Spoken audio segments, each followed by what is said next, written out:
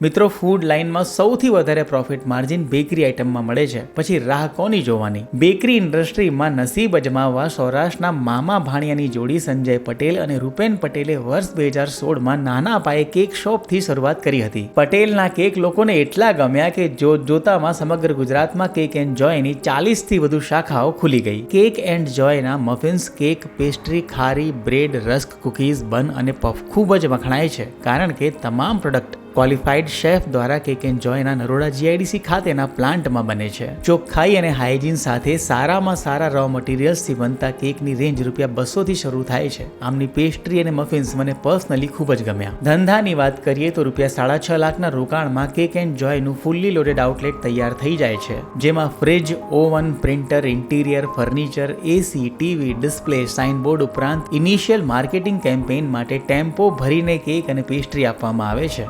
તેની વાત એ છે કે આ ધંધા માટે મોટી દુકાનની આવશ્યકતા નથી હોતી. 150 થી 200 સ્ક્વેર ફૂટની નાની દુકાનમાં પણ સારો ધંધો શક્ય બને છે. માટે જ અમદાવાદ, દહેગામ, તલોદ, હિંમતનગર, નડિયાદ, આણંદ, ડાકોર, ઉમરેઠ અને રાજકોટ સહિત ગુજરાતના અનેક જિલ્લાઓમાં કેક એન્ડ જોયની શાખાઓ વધી રહી છે. હવે તો બર્થડે હોય કે લગ્ન, ન્યૂ જોઈનિંગ હોય કે ફેરવેલ પાર્ટી, કેક અને પેસ્ટ્રી વગર ફેમિલી ફંક્શન અને કોર્પોરેટ સેલિબ્રેશન અધૂરું લાગે છે. કેકના આ ધંધા વિશે વધુ માર્ગદર્શન મેળવવા માટે સ્ક્રીન પર દેખાતા નંબર પર કેક એન્ડ જોય ની ટીમને સંપર્ક કરો.